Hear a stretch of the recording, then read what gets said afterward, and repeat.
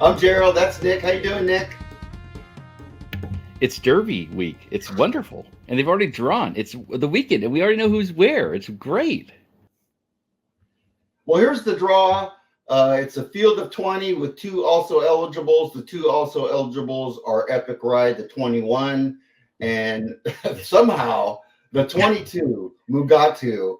Off the top of your head, who do you think this draw helps and hurts? I think the biggest thing is that Dornoch wants the lead, and they said as much after the Bluegrass that he wants to be in the lead, and he got the rail. So I'm willing to bet Dornoch's the lead, or at least trying for the lead, as soon as they break out of that gate.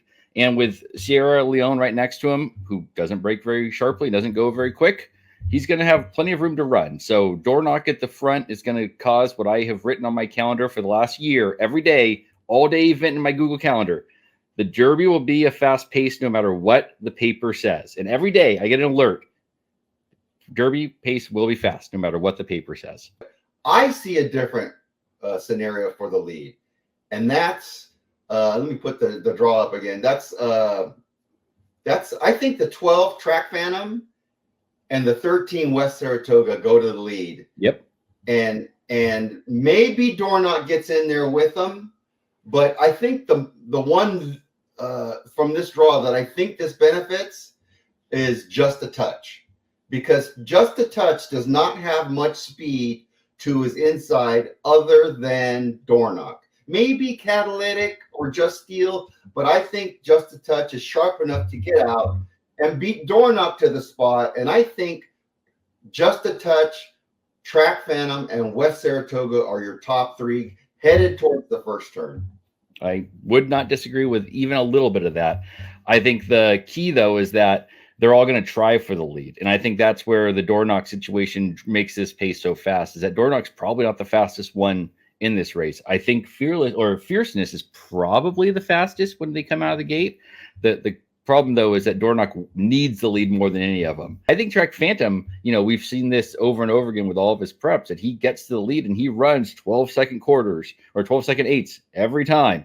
He just can't run 12-second eighths for the last eighth of a mile or 3/16 of a mile, as the case may be. So he'll be up there and he'll be contesting it on his pace. He'll just, end up 19th or something because he can't finish. And I actually think West Saratoga is the one that's going to be the leader coming out of the first turn. I think West Saratoga has a better chance of staying on going into the far turn, but I think the pace is just going to be a little too hot with everybody vying to be up front. But I think those two, I think the position, the 12 and 13 hole, are perfect for them. I don't like the one for Dornoch. I think there's too many chances for him to get crushed up against the rail with as crazy and chaotic as it is from the start. But I'm not going to completely rule him out. I do love the spot for Sierra Leone and Mystic Dan and Catching Freedom in the 2, 3, and 4 hole. I like the 2 and the 4, Sierra Leone and Catching Freedom. I would use both of those two in your trifectas and maybe even Mystic Dan in the superfecta. But I think those are good draws for those horses. Well, let me talk about ones that I don't like. And I don't like Fierceness 17. Not only is that the hole that no horse has ever won from, but that's a tough spot to get the lead from. You're going to be wide going into the first turn. I mean, I wouldn't be surprised if Johnny V gets this one out right away and gets this one right on the lead, but he's going to use a lot of energy, and I'm a total play against now after this draw against Fierceness. The one thing that people aren't considering is Stronghold speed out of the gate, and I think Stronghold is going to crush Fierceness out of the gate. He's going to force him to run a little bit harder. I think Stronghold's going to actually beat him to the first turn, and I think that's going to finish off Fierceness, in my opinion. Well, and I think, they want it outside for Fierceness because they don't want to be on the one. They want to be out here probably, 14 or 15, not 17 or 18. But given that, I think Fierceness got what he wants. I think the problem is that when you're that far out, you got to be much the best. And he is, right? If you look at speed figures for the last race, he's the best horse in here by a mile. So if he sits 3 wide, they're thinking he's the best horse. He can run on the 3 wide, run 3 wide on the second turn, and he's still the best horse and he's going to win. And I don't think that's the case. I think he's just as good as all these, and maybe he's better, but I don't think he's that much better. He's surely not 5-2 good. I mean, that's Justify American Pharaoh type territory, which, won the Triple Crown. And I think Fierceness is a good horse, and no knock against him whatsoever. But that's asking a whole bunch of a horse to go from the 17 or the 18 or the 19 or the 16 and then go 3 wide without being, the best of the best. And Justify American Pharaoh sat kind of right off or right on the lead, and they were able to do it. And they beat, good horses. But I don't think Fierceness is that much better than this group. But I think this is a great play against. He's going to be taking a lot of money. And if you like other horses, this is a perfect race. The other one that I think really got screwed on this for the draw is T.O. Password. Yeah. But I don't think T.O. Password has a shot. I just wanted to see if this one could get out front early and affect the pace. I don't see it happening. I think T.O. Password is going to be mid-pack going into the first turn. And for that reason, I don't think the pace is going to be blazing. Will it be faster than normal race this distance? Absolutely. It's going to be a 22, a 45, a 109. But in my opinion, that's more like a normal fast Derby and not an extremely fast one like we saw with Summers Tomorrow, the year that Rich Strike won. But I think it's still going to be fast enough for horses coming from behind to win. And Sierra Leone, Catching Freedom, Honor Marie, Mystic Dan, I think any one of those could be in the top 3. My guess is either Sierra Leone or Catching Freedom will be in the Super, one or the other. And then Mystic Dan or Honor Marie will be the other late closer in the Super. But I really like the work by Honor Marie this week. Honor Marie is the only horse in the field with 2 wins at Churchill Downs. This is home track. He's raced 3 times. The third time was a second place finish. So there's a lot to like about Honor Marie, especially if you've seen the works this week. I think Sierra Leone is capable of going 6-7 wide and still winning. Mm-hmm. But we'll have to wait and see. I think Mystic Dan is more like the one you would expect to take the rail trip. We've watched those 2 races where Mystic Dan, when he gets the rail, he's really good. And that's kind of why I'm thinking Mystic Dan could hit the Super if he gets. Yeah, I think the biggest problem with Mystic Dan's getting the 1.25 miles, right? Because he's started out going 5.5, then went that mile back in November at Churchill, and he ran 5th. He may have just moved up in that Southwest on a muddy track where he took the rail, and the rail was pretty golden. So he most certainly will be a closer. He most certainly has that shot, and I think you're going to be getting enough of a price on him to at least toss him in on a try and Super. But when he ends up 9th or 11th because he can't really get the 1.25 miles, I also wouldn't be completely shocked by that. But what's your feeling on Just Steel's chances of getting in the Superfecta? In the Superfecta, I love. I think he has every right to get up there and get the distance. I really wish Muth was in here because I think Muth is a real win contender who beat him in the Arkansas Derby. I don't know that I trust Keith Asmussen to ride in a 20-horse field. Keith Asmussen's been a perfectly fine rider, but he also gets a lot of Steve Asmussen horses, which, I think you and I could probably ride if we lost half of our weight and still be a decent rider on. So he's fine. I think Just Steel is a very good horse. I think he's going to be over bet coming in. He's been the real wise guy horse, finishing second in that Arkansas Derby to Muth, and just a touch kind of in that same kind of vein of both being good and a little over bet coming out of races that, they're going to get their speed figures moved up a little bit based on who won the race.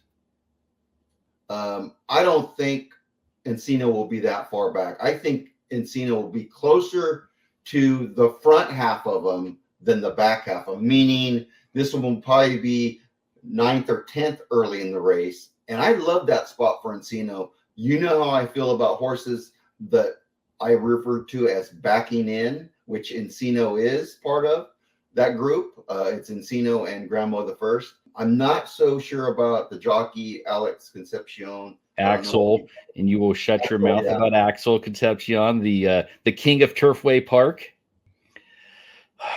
You and your hate of Turfway. Axel Concepcion has been riding it in Kentucky for a while now. He's actually Brad Cox's son-in-law, and so he gets all the good Brad Cox that run at Turfway, which this year has been quite a bit. He's been running quite a bit.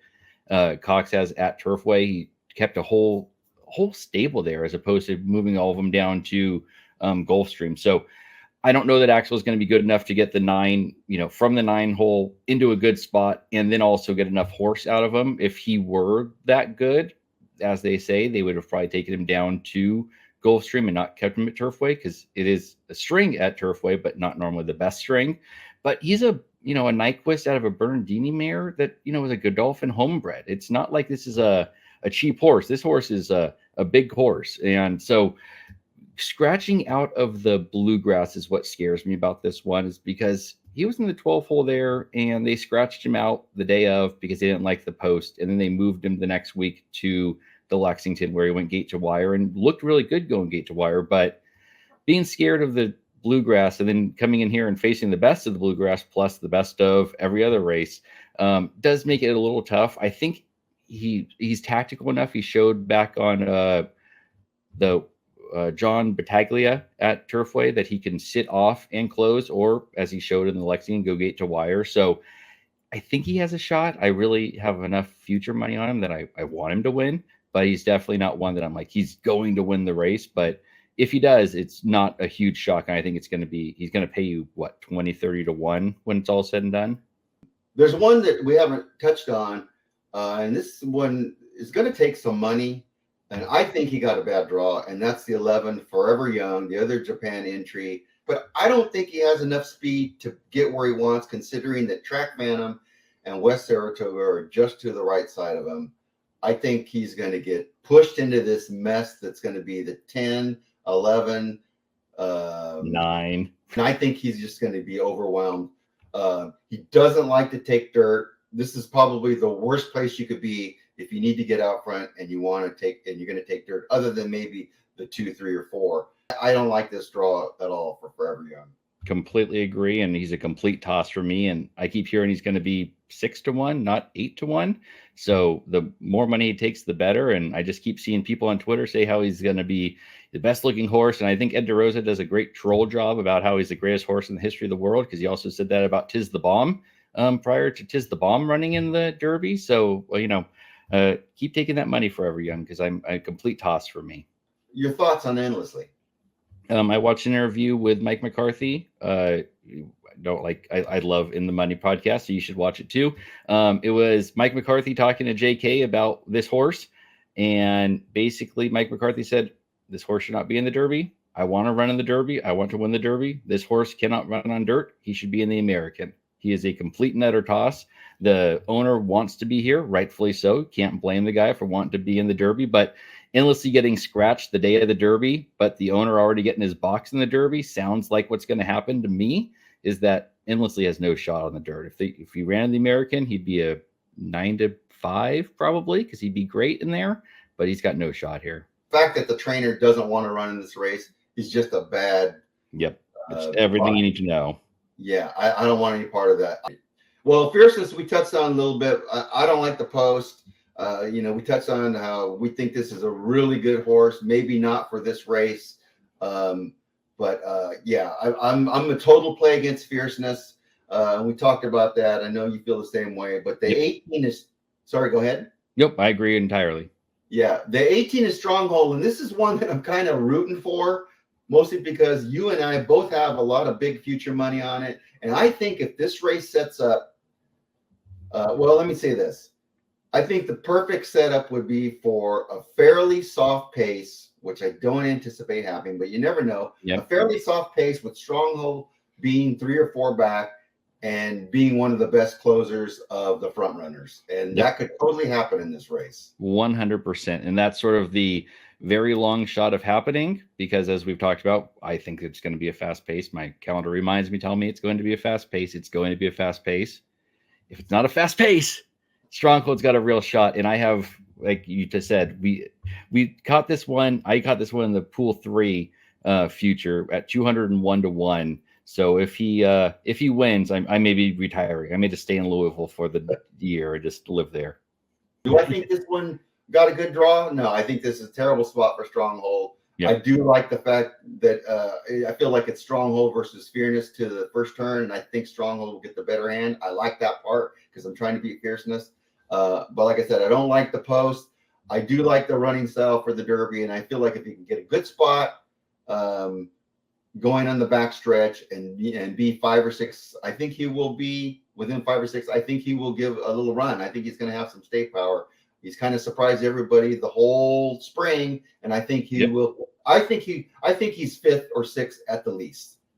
Well, you and I both will be jumping to the sky if this one has a shot in the stretch, which I would actually love. So I think this one's kind of maturing at the right time for his best chance to win. And my fingers are crossed for Stronghold. Stronghold is kind of my sentimental pick as well as my future pick. So we'll see what happens.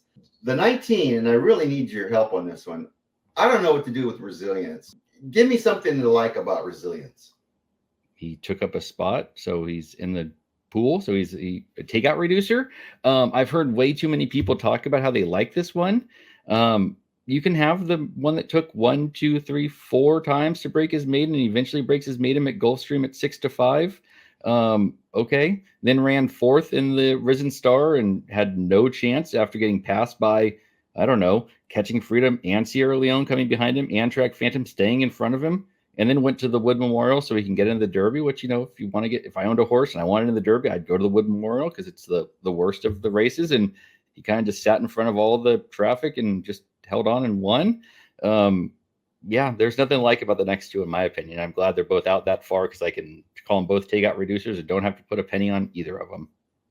Well, if you don't like Resilience, then that must mean you don't like Society Man, who ran second to Resilience. So we're throwing out the Wood, then it sounds like? I always throw the Wood out. It's one of my least favorite preps. Any ones that come from New York, I throw out. Okay, so we have 2 AEs. Epic Ride, who was kind of only run at Turfway, I believe, on the synthetic. Will be a bad post for his style of racing. And then we got Mugatu, who's a late closer. And if he gets in, he's going to be way back early. Not much kick late, in my opinion, to compete in this race. But your thoughts on Epic Ride, the Turfway Park King, and Mugatu? I think Epic Ride has at least a shot of staying on. He's going to have a terrible post and a terrible run he has to make to do it. But if he's good enough, which he's not, he would be kind of right there and kind of get that same Enino ride, the same Fierceness ride, the same Stronghold ride. And he's got to be better than all of those on the day. Unlikely, but I hope he does because I have more money on him to win than I do on Stronghold. So I would buy Louisville if Epic Ride wins. And Mugatu? Toss. Yeah. Well, the 4 horses that would be considered backed in, that's Enino, Grandmo the First, Epic Ride, and Mugatu. I think Enino and Epic Ride have the best chance of doing some damage somewhere. And of course, Enino is the top of those. And I talked about that earlier, but I'm rooting for you if Epic Ride does get in there, since you do have some future money there on that one. But right now, it doesn't look like there's going to be enough rain to affect the race. But let's just say that there is. Let's not, because I'm going to be not covered up. I'm going to have no cover. So let's not talk about rain, because my wife's going to kill me because I sold tickets that were covered. And now you're talking about me getting rained on. She's going to kill me. I don't think it's going to, but you need to be prepared financially. If this thing somehow it starts pouring and the track is off, who do you think it helps? Who do you think it hurts? The ones that have ran in the slop already was that Sierra Leone in the in the Risen Star, that back in February. That track was sloppy. So he's proven he can do it. Track Phantom held on pretty well, but it was a mile and an eighth. So I don't know that it's going to be all that great for him. And I believe it was just a touch. No, Catching Freedom, who came third in that race. So I think the closers, those are the two that I've seen do it. So kind of enjoy those two doing it. You had that really sloppy Remsen back in December where Sierra Leone lost to Dornoch, who rebroke. I think Dornoch has a chance of, if not moving forward, because he was on the rail, and that rail was, the golden of goldest rails, but he proved he can run on it. So Sierra Leone and Dornoch, probably the two that make the most sense to move up because I've seen them, and those are the two that I kind of stand out remembering it happening. And the one I think it helps is Mystic Dan. He's going to be far back. He's not going to be taking much kickback mud. And he just seems to run really well in the mud. It really impressed me. The one race, I believe it was Oakland. The Southwest, yeah. Just looked fantastic. I'm thinking that's Mystic Dan if it rains. I'm not expecting rain, so I don't think that's going to happen. The one I think it would really hurt is Forever Young. They say Forever Young does not like any type of kickback, which is why he's going to be kind of clear, wide to the right. But if he gets an off track, he's going to have even more to deal with in his face. I think they're going to have that.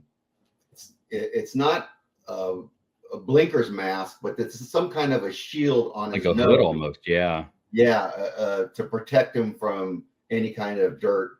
So I think that one would really hurt if it does be an off track, but it doesn't look like that's going to happen right now. We'll keep an eye on it. Well, I'd also say that the Fierceness, who lost horribly in the Champagne on the sloppy track as his second race, and why he went off at such a big price in the juvenile was because they say because of the slop. So I think Fierceness would hate it if it rained, and I think you get a huge price on him if it rains. Okay, it's time for you to give me some picks. Now you don't have to give me rock hard, solid picks, but give me some horses you like that you'll be betting in the Derby here.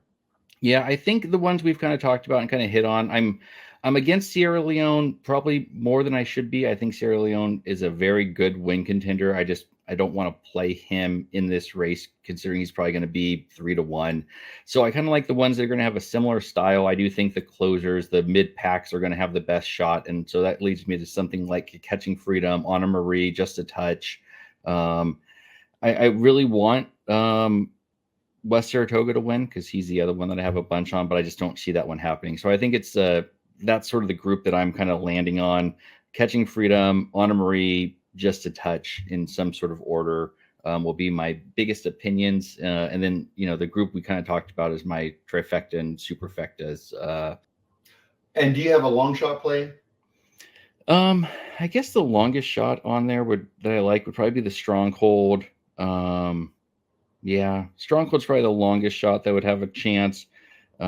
West Saratoga, I just don't think it's going to get the distance. I keep coming back to him, though. And then Catalytic, doing the same thing that Mage did last year, running second in the Florida Derby after only racing a couple of times. This will be his fourth race. He won a maiden, ran second in allowance, ran second in the Florida Derby, and then come here and maybe shock some people. So Catalytic I have as a for sure underneath play with some using in the win in for sure. I'm a fan of that angle. Second place to what could possibly be the best horse, which is Catalytic. So I'm going to take a little closer look at Catalytic's races. But I'm glad you brought that up because we somehow skipped over that one, and that is a great point. So I'm glad you brought that up. I'm not sure it's going to be in my picks, but I'm going to take a closer look. All right. Well, here are my top picks. I have kind of three. Sierra Leone, who I think is the best closer, and I think this one could be a super horse. I don't think it's going to be too hard to get around these horses. I think this one's that good. He's going to save ground with the post. You get Tyler Gaffalione, who I really like. So I like Sierra Leone as one of my top picks. The other one that I think is going to benefit by Sierra Leone running late is Catching Freedom, another really good closer. He's going to have someone to run with late in the stretch. Flavian Pratt. I mean, there's a lot to like there. I think those two, you will see both of them running. I think they're going to be talking about both of them as they're coming down the stretch. Yep. The other one that I think has a really good shot at winning is Just a Touch. So that we're on the same page there. Yep. Great post. This one should be in the mix with this good jock. And I think Just a Touch, even though he's a little bit younger than the others, I think he's maturing at the right time. So I like Sierra Leone, Just a Touch, and Catching Freedom as my top picks of the horses that I think are going to be taking some money. The ones that I think that are long shot plays, and actually you could put this one in the top picks that I just mentioned. I think Honor Maria with that post is going to have a really good shot at hitting the board. Should be close, pending that start. It's the only horse with 2 wins on the Churchill Downs dirt. We saw that great workout this week. I think there's a lot to Honor Marie. I would put Honor Marie in between these two picks that I make. my top picks and then my long shot plays. Yep. So then, so it'd be Honor Marie in the middle there, and then my long shot play. I'm on board with you. Stronghold. If the pace is soft, this one could be do a lot of damage. Really aggressive stalker. Come the stretch. Really fought hard in that last Santa Anita Derby. I like that race. So I think long shot wise, Stronghold probably going to be 25-1 ish. I think maybe 20. I think this one is a great long shot play on top, in middle, and at the back of your superfectas. The other one I really like as far as a long shot play, and maybe this one will take a little bit more money, is Enino. Good post. I think this one stays closer than normally he does. He's one of the horses that backs in, and I always use those underneath. So top picks, Sierra Leone, Just a Touch, Catching Freedom, and then kind of just below that, Honor Marie, and then my long shots play are Stronghold and Enino. You and me are almost the exact same spot. So if you take all those horses you just said, I think it was the 5 of them, right? Sierra Leone, Catching Freedom, Honor Marie, Just a Touch, Enino, and Stronghold, right? That's 6. Just box those. I'm boxing that with one of my biggest trifecta plays. I'll probably have a huge trifecta with those 6 because that group right there makes the most sense. You get rid of Fierceness. I'm going to have a ticket that has Fierceness winning, and then basically that same group underneath, because I don't want to look like that big of an idiot and walk away with no money because Fierceness wins the Derby and ends up being the best horse, right? Like there's no way I'm going to let that happen to myself this year. But those ones you just said in any kind of order, I think is a great play. I also, the one that I think I'm leaning towards a little bit more than I should is Dornoch, who I think is going to get kind of towards the front.